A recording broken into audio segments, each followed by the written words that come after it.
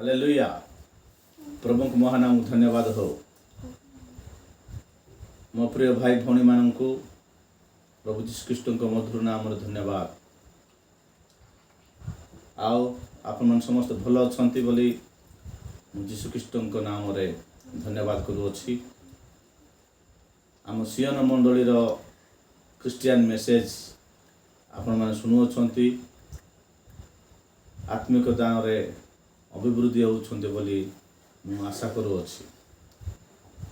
आसंतु आज मध्य आमे माने प्रभुंकर वाक्य देखिबा, प्रभुंक वाक्य रे मनोयोग करिबा। आमे माने जे प्रकार परमेश्वरंकर सियन रे प्रवेश करिबा पाए एकांत भाव रे आमे माने पवित्र आत्मा को साहाय्य रे चली परिबा। से प्रभु आम समस्त को आशीर्वाद करंतु। आसंतु मोर प्रिय भाई भौणी माने आमे माने वाक्य देखिबा। मो सहित खोलंतु एफिसियों पुस्तक तार 6 पर्व तार 18 पद मु पढ़ुछि। आपण माने बाइबल थिले खोलंतु नले ध्यान सहित शुणंतु। सर्व प्रकार प्रार्थना और निवेदन रे सर्वदा आत्मा को साहाय्य रे प्रार्थना कर, पुणी समस्त साधुंक निमंते एकांत उद्यम और निवेदन करिवारे जागी रही प्रार्थना कर। आ मो निमंते मध्य प्रार्थना कर, जेपरी सुसमाचार निमंते शृंखलाबद्ध राजदूत स्वरूप जे मते सही सुसमाचार निगृतत्व साहसपूर्वक जनाइबाकू प्रचार करिबा समय वाक्य दियाजिब। पुणी मु जेपरी तत्संबंधी यथोचित कथा कहबाकू साहस प्राप्त हेबी। प्रभु पठित वाक्य दे आमको आशीर्वाद करूँ। सर्वशक्ति में जीवंत कर सदा प्रभु आश्चर्य पराकांत परमेश्वर आम तुमको धन्यवाद करूँ। प्रभु तुम लोक मैंने जे प्रकार प्रभु तो वाक्य बुझीपारे एवं परमेश्वर तक जीवन में प्रभु परमेश्वर 30 गुण 60 गुण 100 गुण फलप्रद हो साहाय्य कर। मो मुख को तुम व्यवहार कर, मुझे से वाक्य शुणी और प्रभु प्रस्तुत में जीवन यापन करेंगे तुम साहाय्य कर। जीशु को नाम प्रार्थना करी आमेन। हालेलुया। प्रभु को नाम रे धन्यवाद हो। मो प्रिय लोक माने सर्व प्रकार प्रार्थना और निवेदन, सर्व प्रकार प्रार्थना और निवेदन रे सर्वदा आत्मा को साहाय्य रे प्रार्थना कर। आत्मा को साहाय्य, आत्मा को साहाय्य माने कौन? आम मान निवेदन आत्मा को साहाय्य करने को पड़ो बोली ये प्रेरित पाउल एफिसियों मंडली को पत्र लिखुअछंती। सर्व प्रकार प्रार्थना, सर्व प्रकार प्रार्थना कौन? मोर प्रिय लोक माने जने विश्वासी प्रार्थना करिबा समय रे अनेक प्रार्थना करिथाय, अनेक विषय रे प्रार्थना करिथाय। कोथि पय प्रार्थना करिथाय ना से लबिबा पाए, जो प्रार्थना से करि अछि से पाइबा पाए से प्रार्थना करिथाय। हेले प्रार्थना सर्व प्रकार अच्छी, अनेक प्रकार अच्छी, अनेक प्रकार प्रार्थना हितजनक हेबार अच्छी। तुम्हें मैंने प्रार्थना करने समय कपट मान परि हो ना बोली मातिर सुसमाचार लिखाई जाए। तुम्हें जिते प्रार्थना करने को जीव सेते बेले तुम गुप्त कोठरी प्रवेश कर। आ तुम मान स्वर्गस्थ पिता जे प्रकार तुमको पुरस्कार देवे ସେଥିପାଇଁ ତୁମେମାନେ ସେ ଗୁପ୍ତ କୋଠରୀ ଯାଇକରି ତୁମ ନିବେଦନ ସବୁ ପ୍ରଭୁଙ୍କ ଠାରେ ଜଣାଅ। ହାଲେଲୁୟା। ମୋ ପ୍ରିୟ ଲୋକମାନେ,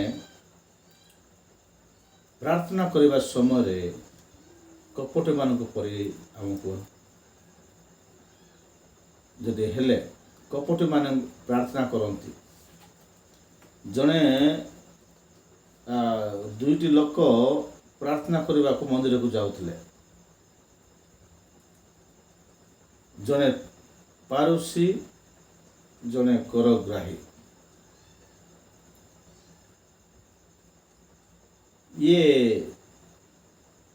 ପାରୁଷୀ କ'ଣ ବୋଲି ପ୍ରାର୍ଥନା କରୁଥିଲା? ଗର୍ବରେ ପ୍ରାର୍ଥନା କରୁଥିଲା, ପ୍ରଭୁ ମୁଁ ସପ୍ତାହକୁ 3 ଥର ଉପବାସ ରହେ, ଦଶମାଂଶ ଦିଏ,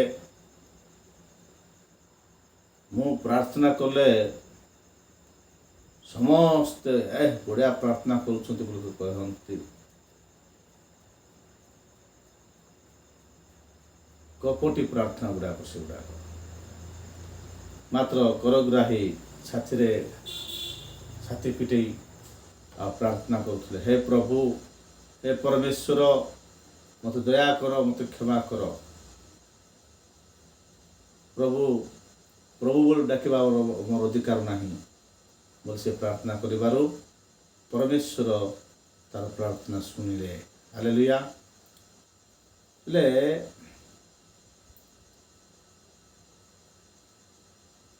ସେଠି ଆମେ 2 ପ୍ରକାର ପ୍ରାର୍ଥନା ଦେଖିଲୁ। ଗୋଟେ କପଟି ପ୍ରାର୍ଥନା, ଗୋଟିଏ ଗ୍ରହଣଯୋଗ୍ୟ ପ୍ରାର୍ଥନା। ଆଉ ଅନେକ ପ୍ରାର୍ଥନା ଅଛି। ସେ ପ୍ରାର୍ଥନା ମାନେ ହିତଜନକ ପ୍ରାର୍ଥନା ତ ମଧ୍ୟରେ ଅଛି, ଯେଉଁ ପ୍ରାର୍ଥନା କି ଆତ୍ମାଙ୍କ ସାହାଯ୍ୟରେ କରାଯାଏ। ପାରୁଷୀ ଶାସ୍ତ୍ରୀ ମାନେ ଯେଉଁ ପ୍ରକାର ପ୍ରାର୍ଥନା କରନ୍ତି, କପଟି ମାନଙ୍କର ପ୍ରାର୍ଥନା, ସେ ପ୍ରାର୍ଥନା କଲେ ପରମେଶ୍ୱର ଶୁଣନ୍ତି ନାହିଁ, ଉତ୍ତର ଦିଅନ୍ତି ନାହିଁ। ଅନୁତାପର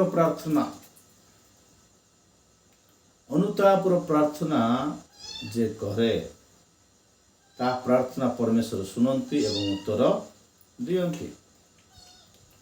ଏଠି ଏଫେସୀୟ ମଣ୍ଡଳୀକୁ ପ୍ରେରିତ ପାଉଲ କହୁଛନ୍ତି, କ'ଣ ବୋଲି କହୁଛନ୍ତି? ତୁମମାନଙ୍କର ପ୍ରାର୍ଥନା ସର୍ବଦା ଗ୍ରହଣ ଯୋଗ୍ୟ ହଉ ପରମେଶ୍ୱରଙ୍କ ନିକଟରେ। ତୁମମାନଙ୍କର ପ୍ରାର୍ଥନା, ତୁମେ ଯେଉଁ ପ୍ରାର୍ଥନା ନିବେଦନ କରୁଅଛ, ସେଇ ପ୍ରାର୍ଥନାରେ ଆତ୍ମାଙ୍କର ସାହାଯ୍ୟ ଲୋଡ଼ିବାକୁ ପଡ଼ିବ। ତୁମମାନେ ଏଫେସୀୟ ମଣ୍ଡଳୀ ଲୋକମାନେ, ତୁମମାନେ ସମସ୍ତ ସାଧୁଙ୍କ ନିମନ୍ତେ ଏକାନ୍ତ ଉଦ୍ୟମ ଓ ନିବେଦନ କରିବାରେ ଜାଗି ରହି ପ୍ରାର୍ଥନା କର। ଆମେ ଦେଖିଲୁ ପ୍ରଥମଟା ହେଉଛି କପଟି ପ୍ରାର୍ଥନା, ଲୋକ ଦେଖାଣିଆ ପ୍ରାର୍ଥନା। এই ପ୍ରାର୍ଥନା ଗୁଡ଼ାକ ପ୍ରଭୁ ଶୁଣିବେ ନାହିଁ ବୋଲି କୁହାଯାଇଛି। ଅନୁତାପର ପ୍ରାର୍ଥନା ପ୍ରଭୁ ଶୁଣିବେ, କିନ୍ତୁ ଏଠି ଲେଖା ହେଇଛି ଏକାନ୍ତ ଉଦ୍ୟମ ପ୍ରାର୍ଥନା। ସାଧୁମାନଙ୍କ ନିମନ୍ତେ ଏକାନ୍ତ ଉଦ୍ୟମ, ଏକାନ୍ତ ହୋଇ ପରମେଶ୍ୱରଙ୍କ ନିକଟରେ ସାଧୁମାନଙ୍କ ପାଇଁ ଉଦ୍ୟମ କରିବାର ଅଛି। କ'ଣ ବୋଲି ଉଦ୍ୟମ କରିବାର ଅଛି? ଆପଣମାନଙ୍କୁ ଗୋଟେ କଥା ପଚାରୁଛି, ଆପଣମାନେ ପ୍ରାର୍ଥନା କରିବା ସମୟରେ ଆପଣମାନଙ୍କର ପାଳକ ନିମନ୍ତେ ପ୍ରାର୍ଥନା କରୁଅଛନ୍ତି କି? ଆପଣମାନଙ୍କ ପ୍ରାଚୀନମାନଙ୍କ ନିମନ୍ତେ ପ୍ରାର୍ଥନା କରୁଅଛନ୍ତି? ଆପଣମାନଙ୍କର ସେବକମାନଙ୍କ ନିମନ୍ତେ, ସୁଷମାଚାର ପ୍ରଚାରକମାନଙ୍କ ନିମନ୍ତେ, ସାଧୁମାନଙ୍କ ନିମନ୍ତେ ଆପଣମାନେ ପ୍ରାର୍ଥନା କରୁଅଛନ୍ତି କି? ଯଦି କରିଅଛନ୍ତି ତାହେଲେ ତୁମେମାନେ ଧନ୍ୟ। ଯେହେତୁ ଏଠି ଲେଖା ହେଇଛି ଏଫେସୀୟ ମଣ୍ଡଳୀ ଲୋକମାନେ କ'ଣ କରୁଅଛନ୍ତି? ଆତ୍ମାଙ୍କ ସାହାଯ୍ୟରେ ସେମାନେ ପ୍ରାର୍ଥନା କରିବାଟା ଶିଖିଲେ। ତାଙ୍କେ ଯେତେବେଳେ ପ୍ରାର୍ଥନା କରନ୍ତି ସେତେବେଳେ ସେମାନେ ଆତ୍ମାଙ୍କୁ ସାହାଯ୍ୟ କରି ଆତ୍ମାଙ୍କର ସାହାଯ୍ୟ ଲୋଡ଼ନ୍ତି।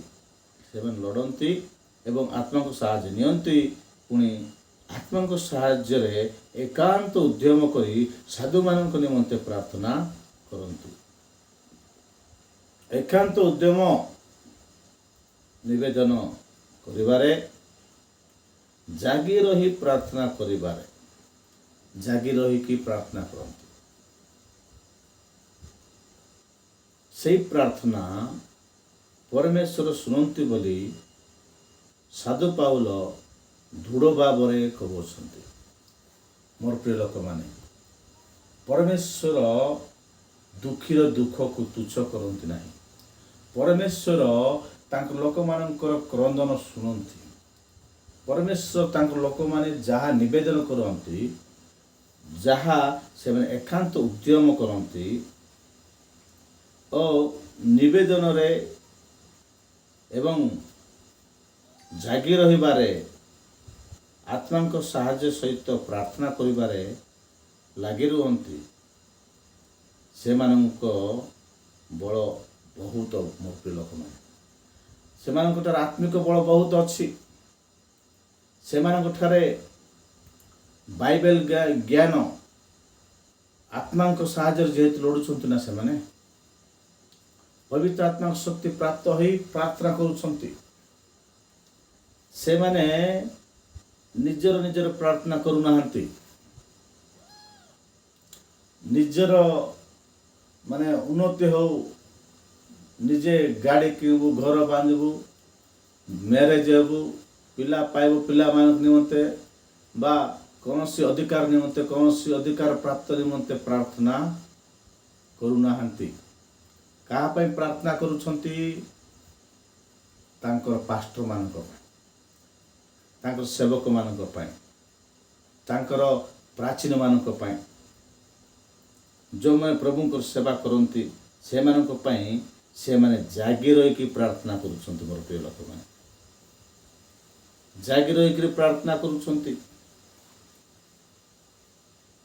ସେମାନେ ଯେତେବେଳେ ଜାଗି ରହିକି ପ୍ରାର୍ଥନା କରୁଛନ୍ତି, ପ୍ରେରିତ ପାଉଲ କହୁଛନ୍ତି, ମୋ ପାଇଁ ମଧ୍ୟ ପ୍ରାର୍ଥନା କର। ମୋ ପାଇଁ କ'ଣ କର?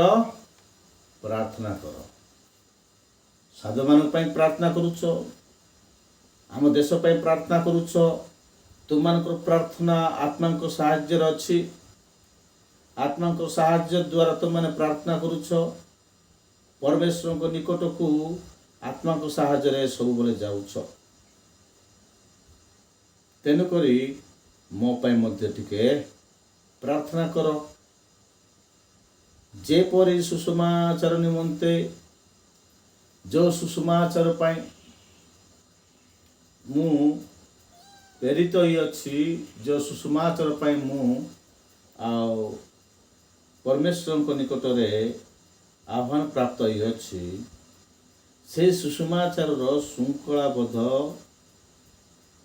ହୋଇ ରାଜଦୂତ ପରି ଯେ ମୁଁ କାର୍ଯ୍ୟ କରିପାରିବି।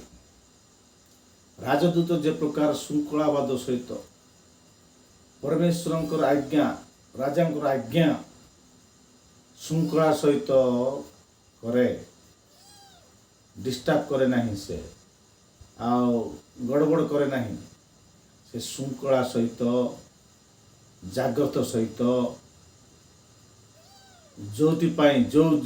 ଯୋଉଥିପାଇଁ ସେ ପ୍ରେରିତ ହୋଇଅଛି, ଯୋଉଥିପାଇଁ ସେ ନିଯୁକ୍ତ ହୋଇଅଛି, ସେଇ କାମ ରାଜା ଯେ ପ୍ରକାର ସନ୍ତୁଷ୍ଟ ହେଲା ପରି କରିପାରିବେ। ତେଣୁକରି ମୋର ପାଇଁ ଟିକେ ପ୍ରାର୍ଥନା କର ବୋଲି କହିଲେ। ଆମେମାନେ ବାକ୍ୟ ଦେଖିବା। ମୋର ପ୍ରିୟ ଲୋକମାନେ, ପ୍ରେରିତ ପାଉଲ ଏଫେସୀୟ ମଣ୍ଡଳକୁ ପ୍ରାର୍ଥନା ନିବେଦନ କରୁଛନ୍ତି। ଏଫେସୀୟ ମଣ୍ଡଳକୁ କ'ଣ କରୁଛନ୍ତି?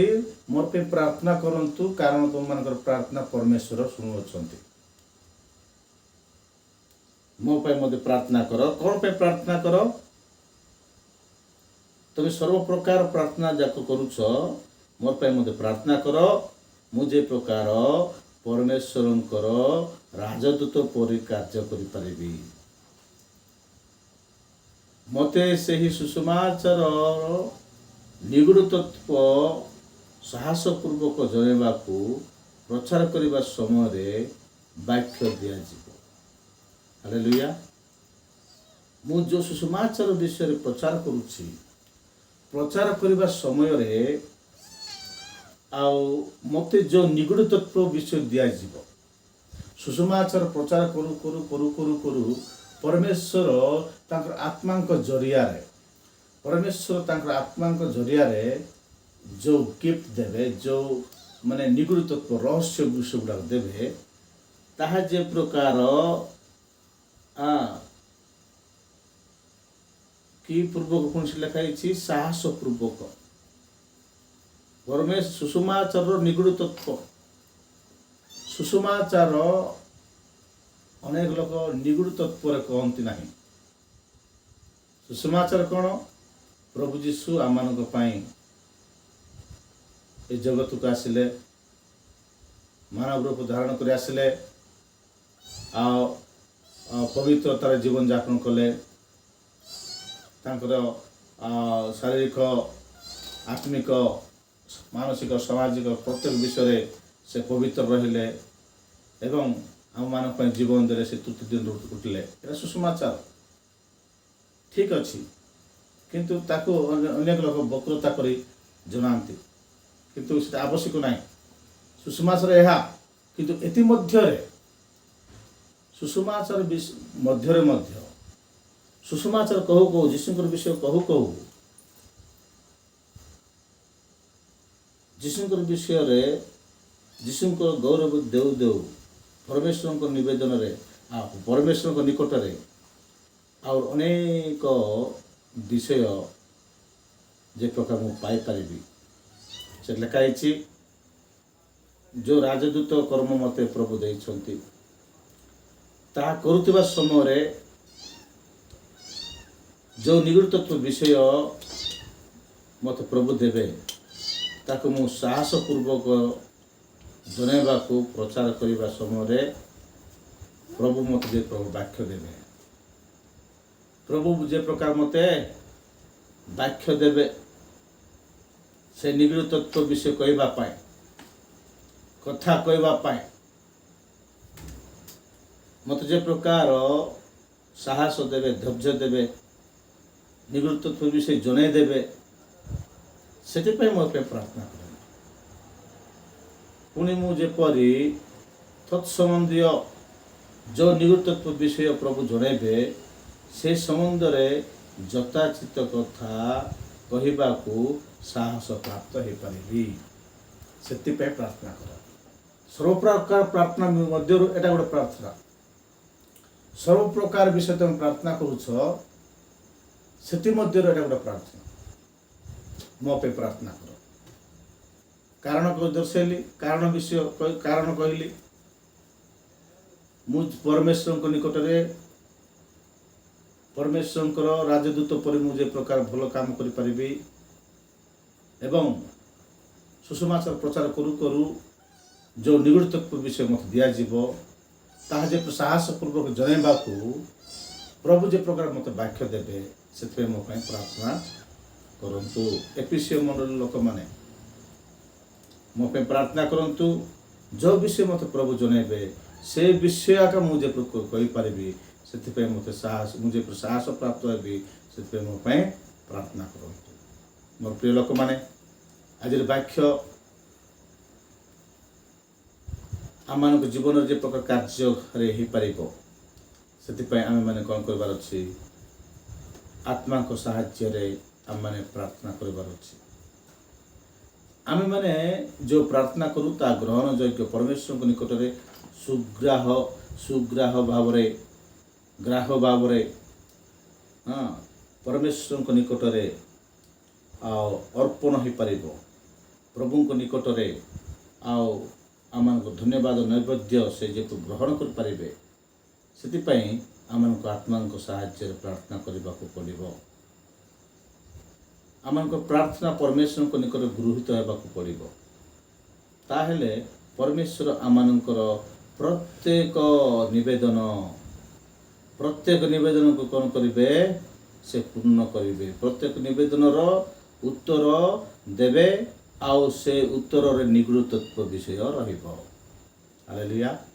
ନିଗୁଡ଼ ତତ୍ତ୍ୱ ବିଷୟ, ସିକ୍ରେଟ ବିଷୟ, ଗଭୀର ବିଷୟ, ତାହା ଆମମାନଙ୍କ ଜୀବନରେ ଫଳପ୍ରଦ ହେବ। ଆମମାନଙ୍କର ଆତ୍ମିକ ଜୀବନ, ଆମମାନଙ୍କର ଦୈନନ୍ଦିନ ଜୀବନ, ଆମମାନଙ୍କର ପାରିବାରିକ ଜୀବନ, ଆମମାନଙ୍କର ମାଣ୍ଡଳିକ ଜୀବନରେ ପରମେଶ୍ୱର କାର୍ଯ୍ୟ କରିବାକୁ ଆରମ୍ଭ କରିବେ। ଯେହେତୁ ତୁମେ ଶୃଙ୍ଖଳାବଦ୍ଧ ହୋଇ ରାଜଦୂତ ଉପରେ କାର୍ଯ୍ୟ କରୁଅଛ ଏବଂ ତୁମେ ଯେତେବେଳେ କାର୍ଯ୍ୟ କରୁଅଛ ସେ କାର୍ଯ୍ୟରେ ତୁମେ ବିଶ୍ୱସ୍ତ ଦେଖାଯାଉଅଛ। ତୁମେ ଯେତେବେଳେ ପରମେଶ୍ୱର ନିକଟରେ ବିଶ୍ୱସ୍ତ ଦେଖାଯାଉଛ, ତୁମମାନଙ୍କୁ ନିଗୁଡ଼ ତତ୍ତ୍ୱ ବିଷୟ ଦିଆଯିବ। ସେହି ନିଗୁଡ଼ ତତ୍ତ୍ୱ ବିଷୟ ସାହସପୂର୍ବକ ଜଣାଇବା ପାଇଁ ତୁମମାନଙ୍କୁ ବାକ୍ୟ ଦିଆଯିବ। ହାଲେଲୁୟା। ସେଇ ବାକ୍ୟ ଯେ ପ୍ରକାର ତୁମେମାନେ ଯଥାଚିତ ଭାବରେ କହିପାରିବ, ସେଥିପାଇଁ ପରମେଶ୍ୱର ତୁମମାନଙ୍କୁ ସାହସ ପ୍ରାପ୍ତ କରିବେ। ହାଲେଲୁୟା। ମୋର ପ୍ରିୟ ଲୋକମାନେ, ଆଜି ମୁଁ କହିବାର ଉଦ୍ଦେଶ୍ୟ କ'ଣ ବୋଲି କହିଲେ, ତୁମମାନଙ୍କର ସେବକମାନଙ୍କ ପାଇଁ ପ୍ରାର୍ଥନା କର, ତୁମମାନଙ୍କର ପାଳକମାନଙ୍କ ପାଇଁ, ତୁମମାନଙ୍କର ପ୍ରାଚୀନମାନଙ୍କ ପାଇଁ, ତୁମମାନଙ୍କର ନେତାମାନଙ୍କ ପାଇଁ ପ୍ରାର୍ଥନା କର। ଏପିସି ମଣ୍ଡଳୀରେ ପ୍ରେରିତ ପାଉଲ କହୁଛନ୍ତି କର ବୋଲି ତୁମମାନଙ୍କର ସାଧୁମାନଙ୍କ ପାଇଁ ପ୍ରାର୍ଥନା କର, ମୋର ପାଇଁ ମଧ୍ୟ ପ୍ରାର୍ଥନା କର। ହାଲେଲୁୟା। ସେମାନେ ଆଉ ପରମେଶ୍ୱରଙ୍କ ନିକଟରେ ସେ ପ୍ରକାର ଏକାଗ୍ର ଭାବରେ, ଏକାନ୍ତ ଭାବରେ ସାଧୁମାନଙ୍କ ନିମନ୍ତେ ଜାଗି ରହିକି ପ୍ରାର୍ଥନା କଲେ, ମୋର ପ୍ରିୟ ଲୋକମାନେ, ଆମେ କ'ଣ ପ୍ରାର୍ଥନା ସେମିତି କରୁଛୁ? ଆମମାନଙ୍କର ପ୍ରାର୍ଥନା ଦେଖାନିଆ ପ୍ରାର୍ଥନା। ଆମମାନଙ୍କର ପ୍ରାର୍ଥନା ଆମମାନଙ୍କର ଏଟା ଦିଅ ପ୍ରଭୁ, ସେଟା ଦିଅ ପ୍ରଭୁ, ଗାଡ଼ି ଦିଅ, ଗଡ଼ା ଦିଅ, ସ୍ତ୍ରୀ ଦିଅ, ପିଲା ଦିଅ, ସେ ସବୁ ଦେଇଦେଲେ ଯୀଶୁଙ୍କୁ ପାଖରେ ଯାଅ। ସେ ସବୁ ଦେଇଦେଲା ପରେ ଯୀଶୁଙ୍କୁ ଭୁଲିଯିବେ। ଲାଭ କ'ଣ? ମଣିଷ ସର୍ବଜଗତ ଲାଭ କରି ନିଜ ଜୀବନକୁ ହରାଇଲେ ତା ପ୍ରତି କି ଲାଭ? ତେଣୁକରି ପରମେଶ୍ୱରଙ୍କର ବାକ୍ୟ ଆମେ ପ୍ରଚାର କରୁଥିବା ସମୟରେ ପରମେଶ୍ୱର ଆମମାନଙ୍କୁ ନିଗୁଡ଼ ତତ୍ତ୍ୱ ବିଷୟ ଦିଅନ୍ତି। କେତେବେଳେ? ଆମମାନଙ୍କ ନିମନ୍ତେ ପ୍ରାର୍ଥନା ନିବେଦନ ଆତ୍ମାଙ୍କ ସାହାଯ୍ୟରେ ମଣ୍ଡଳୀ କରୁଥିବା ସମୟରେ।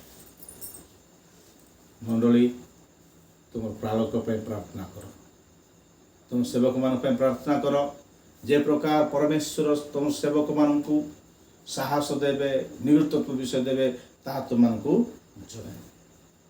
ତେଣୁକରି ଆଜିର ବାକ୍ୟ ଅନୁସାରେ ତୁମେମାନେ ଜୀବନଯାପନ କାଟିବ ବୋଲି ମୁଁ ଆଶା କରୁଅଛି।